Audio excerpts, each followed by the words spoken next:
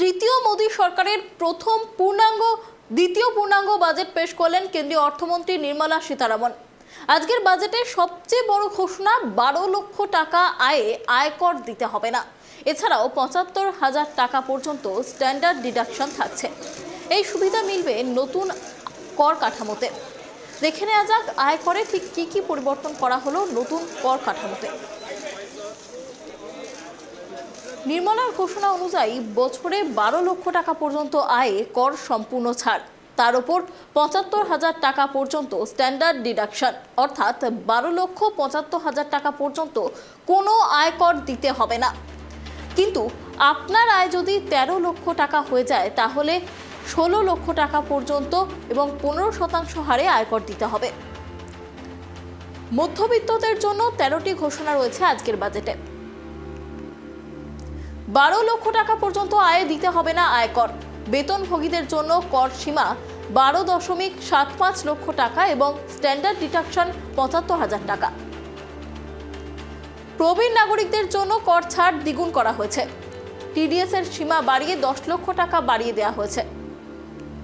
আপনি 4 বছরের জন্য আপডেটেড আইটি ফাইল করতে পারবেন। ভাড়ার টিডিএস বাড়িয়ে 6 লাখ টাকা করা হচ্ছে। মোবাইল ফোন এবং ই কার সস্তা হবে। টিভি এবং মোবাইলের লিথিয়াম আয়ন ব্যাটারির দাম কম হবে। এলইডি এলসিডি টিভির দাম কম হবে। কাস্টম শুল্ক কমিয়ে 2.5% করা হয়েছে। আগামী সপ্তাহে দেশে একটি নতুন আয়কর বিল পেশ করা হবে। শহরাঞ্চলের দরিদ্র জনগোষ্ঠীর আয় বৃদ্ধির জন্য একটি পরিকল্পনা চালু করা হবে। 2025 সালে 1 লক্ষ অসম্পূর্ণ ঘর সম্পন্ন করা হবে। 40,000 নতুন ঘর হস্তান্তর করা হবে। প্রতিটি বাড়িতে নলের জল সরবরাহের জন্য জল জীবন মিশন কর্মসূচি 2028 সাল পর্যন্ত বাড়ানো হবে। 1 লক্ষ কোটি টাকার আরবান চ্যালেঞ্জ ফান্ড তৈরি করা হবে।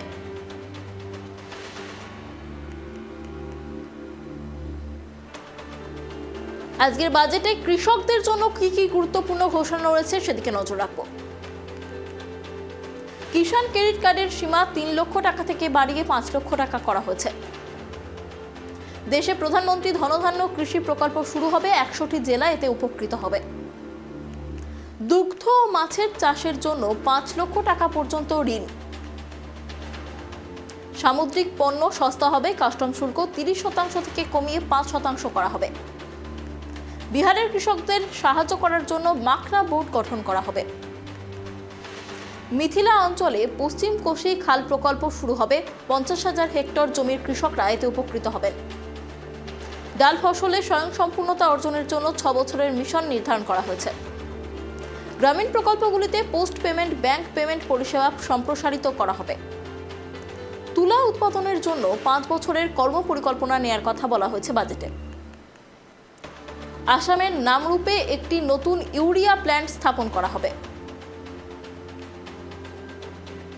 আজকের বাজেটে তরুণদের জন্য রয়েছে একাধিক ঘোষণা, দেখাবো। স্টার্টআপগুলির জন্য 10,000 কোটি টাকার তহবিল তৈরি করা হবে। 500 কোটি টাকা দিয়ে 3টি এআই উৎকর্ষ কেন্দ্র তৈরি করা হবে। আগামী 5 বছরে চিকিৎসা শিক্ষায় 75,000 আসন বৃদ্ধি পাবে। দেশের 23টি আইআইটিতে 6,500 আসন বাড়ানো হবে। মেডিকেল কলেজগুলিতে 10,000 আসন বাড়ানো হবে। পিএম রিসার্চ ফেলোশিপের আওতায় 10,000 নতুন ফেলোশিপ দেওয়া হবে। দেশে জ্ঞান ভারত মিশন শুরু হবে। 1 কোটি পাণ্ডুলিপি ডিজিটালাইজড করা হবে। পাটনা আইআইটিতে হোস্টেল সুবিধা বৃদ্ধি করা হবে। Make in India make for ওয়ার্ল্ডের প্রচার শুরু হবে। দক্ষতা বৃদ্ধির জন্য 5টি জাতীয় স্তরের কেন্দ্র তৈরি করা হবে। সকল সরকারি মাধ্যমিক বিদ্যালয় এবং প্রাথমিক স্বাস্থ্য কেন্দ্রে ব্রডব্যান্ড সংযোগ।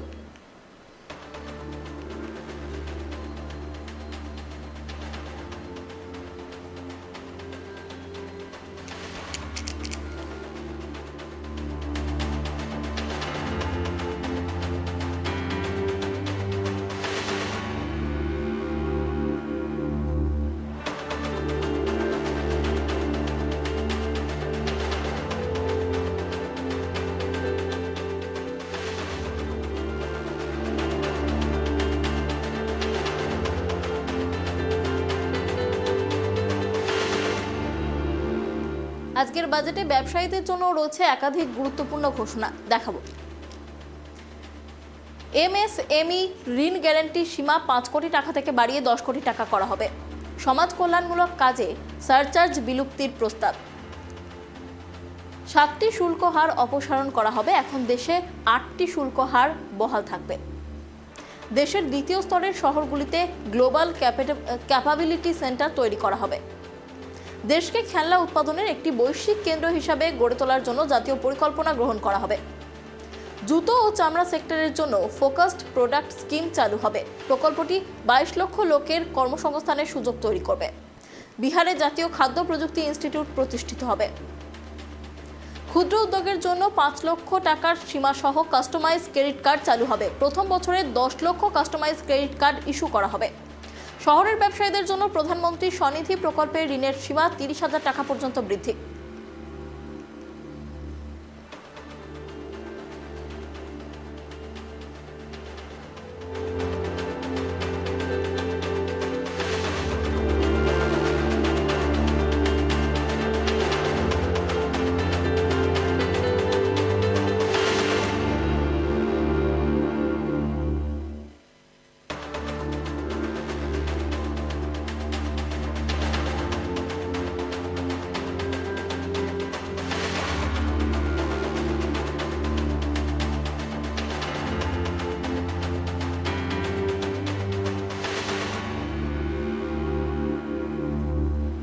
সাংবাদিক বৈঠকে রয়েছেন প্রধানমন্ত্রী নরেন্দ্র মোদী। কি বলছেন তিনি শুনুন। पीपल्स का बजट, इसके लिए बहुत बहुत बधाई देता हूं। साथियों, आमतौर पर बजट का फोकस इस बात पर रहता है कि सरकार का खजाना कैसे भरेगा, लेकिन ये बजट उससे बिल्कुल उल्टा है। लेकिन ये बजट देश के नागरिकों की जेब कैसे भरेगी, देश के नागरिकों की बचत कैसे बढ़ेगी, इसमें भी हमारे और देश के नागरिक विकास के भागीदार कैसे बनेंगे, ये बजट इसकी एक बहुत मजबूत नींव रखता है। साथियों, इस बजट में रिफॉर्म की दिशा में महत्वपूर्ण कदम उठाए गए हैं। न्यूक्लियर एनर्जी में प्राइवेट सेक्टर को बढ़ावा देने का निर्णय बहुत ही ऐतिहासिक है। ये आने वाले समय में सिविल न्यूक्लियर एनर्जी का बड़ा योगदान देश के विकास में सुनिश्चित करेगा। बजट में रोजगार के सभी क्षेत्रों को हर प्रकार से प्राथमिकता दी गई है। लेकिन मैं 2 चीजों पर ध्यान आकर्षित करना चाहूंगा। उन रिफॉर्म्स की मैं चर्चा करना चाहूंगा जो आने वाले समय में बहुत बड़ा परिवर्तन लाने वाले हैं। एक, इंफ्रास्ट्रक्चर स्टेटस देने के कारण भारत में बड़े शिप्स के निर्माण को बढ़ावा मिलेगा। आत्मनिर्भर भारत अभियान को गति मिलेगी। और हम सब जानते हैं कि शिप बिल्डिंग ये सर्वाधिक रोजगार देने वाला क्षेत्र है। उसी प्रकार से देश में टूरिज्म के लिए बहुत संभावना है।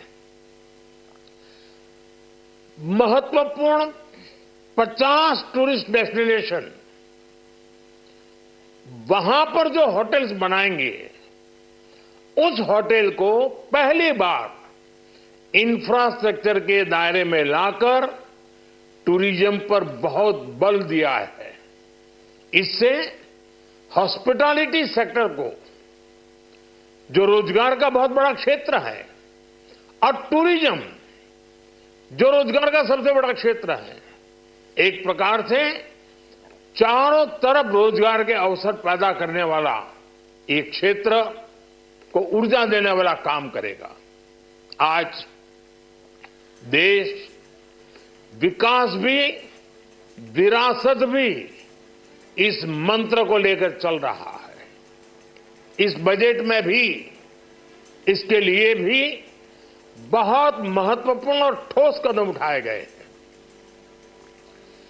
1 करोड़ पांडुलिपियों के लिए संरक्षण के लिए, मैन्युस्क्रिप्ट के लिए ज्ञान भारतम मिशन लॉन्च किया गया है।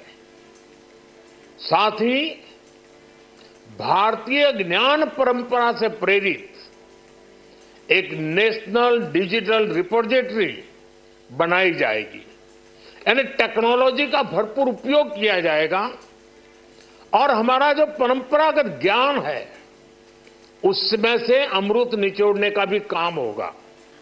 साथियों, बजट में किसानों के लिए जो घोषणा हुई है वो कृषि क्षेत्र और समूची ग्रामीण अर्थव्यवस्था में नई क्रांति का आधार बनेगी। पीएम धन धान्य कृषि योजना के तहत 100 जिलों में सिंचाई और इंफ्रास्ट्रक्चर का डेवलपमेंट होगा। किसान क्रेडिट कार्ड की लिमिट 5 लाख तक होने से उन्हें ज्यादा मदद मिलेगी। साथियों, अब इस बजट में 12 लाख रुपए तक की आय को टैक्स से मुक्त कर दिया गया है। सभी आय वर्ग के लोगों के लिए टैक्स में भी कमी की गई है। इसका बहुत बड़ा फायदा हमारे मिडिल क्लास को, नौकरी पेशे करने वाले जिनकी आय बंधी हुई है ऐसे लोगों को, मिडिल क्लास को इससे बहुत बड़ा लाभ होने वाला है। उसी प्रकार से जो नए नए प्रोफेशन में आए हैं, जिनको नए नए जॉब मिले हैं, इनकम टैक्स की ये मुक्ति उनके लिए एक बहुत बड़ा अवसर बन जाएगी। साथियों, इस बजट में मैन्युफैक्चरिंग पर 360 डिग्री फोकस है ताकि एंटरप्रेन्योर्स को, एमएसएमईज को, छोटे उद्यमियों को मजबूती मिले और नई जॉब पैदा हो। नेशनल मैन्युफैक्चरिंग मिशन से लेकर clean tech, leather, footwear, toy industry जैसे अनेक सेक्टर्स को विशेष समर्थन दिया गया है। लक्ष्य साफ है कि भारतीय प्रोडक्ट्स ग्लोबल मार्केट में अपनी चमक बिखेर सके। साथियों, राज्यों में इन्वेस्टमेंट का एक वाइब्रेंट कॉम्पिटिटिव माहौल बने, इस पर बजट में विशेष जोर दिया गया है। एमएसएमईज और स्टार्टअप के लिए क्रेडिट गारंटी को 2 गुना करने की घोषणा भी हुई है। देश के एससी, एसटी और महिला जो नए उद्यमी बनना चाहते हैं उनको 2 करोड़ रुपए तक के लोन की योजना भी लाई गई है और वो भी बिना गारंटी। इस बजट में न्यू एज इकोनॉमी को ध्यान में रखते हुए गीग वर्कर्स के लिए बहुत बड़ी घोषणा की गई है। पहली बार गीग वर्कर्स का ई श्रम पोर्टल पर रजिस्ट्रेशन किया जाएगा। इसके बाद इन साथियों को स्वास्थ्य सेवा और दूसरी सोशल सिक्योरिटी स्कीम्स का लाभ मिलेगा। ये डिग्निटी ऑफ लेबर, इसके प्रति श्रम एव जयते के प्रति सरकार के कमिटमेंट को दर्शाता है। रेगुलेटरी रिफॉर्म से लेकर फाइनेंशियल रिफॉर्म्स, जन विश्वास 2.0 जैसे कदमों से मिनिमम गवर्नमेंट और ट्रस्ट बेस्ड गवर्नेंस के हमारे कमिटमेंट को और बल मिलेगा। साथियों, ये बजट न केवल देश की वर्तमान आवश्यकताओं को ध्यान में रखता है, बल्कि हमें भविष्य की तैयारी करने में भी मदद करता है। स्टार्टअप के लिए deep tech fund, geospatial mission और न्यूक्लियर एनर्जी मिशन ऐसे ही महत्वपूर्ण कदम है। मैं सभी देशवासियों को एक बार फिर इस ऐतिहासिक पीपल्स बजट की बधाई देता हूं। তৃতীয় মোদী সরকারের দ্বিতীয় পূর্ণাঙ্গ বাজেট পেশ। আজকের বাজেট নিয়ে কি জানিয়েছেন ডক্টর অমিত মিত্র, শোনাবো। Was a disaster for the common people.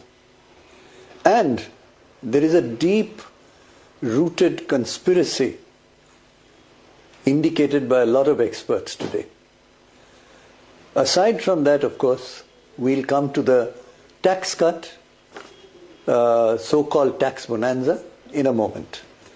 First, what has the budget done for the common people? It has cut everything. Social services cut by 16%. Housing cut by 4.38%. Welfare and scheduled castes and scheduled tribes, believe it or not, cut by over 3%. Then you come to social services and welfare, very important for the common people, cut by 5%. Now, what is interesting is that even food subsidy, believe it or not, food subsidy had been cut by 1%. And there's nothing, if you do this, there's nothing for the youth, women, or farmers. Unemployment, as you know, youth unemployment today is 46%, out of which educated unemployeds, among them 30% are unemployed who are graduates. The question is, ladies and gentlemen, unemployment in October and December, according to CMIE, our party has repeated this repeatedly, was as much as 37 million people. 37 million people were unemployed between October and December. Now we come to the question of a very important factor. 100% foreign direct investment allowed in insurance. What does that mean? Challenge to all the public sector processes, LIC, Life Insurance Corporation, and a host of other insurance companies, and including Indian private sector companies. Now, while they are coming in, they'll come in with 100% equity.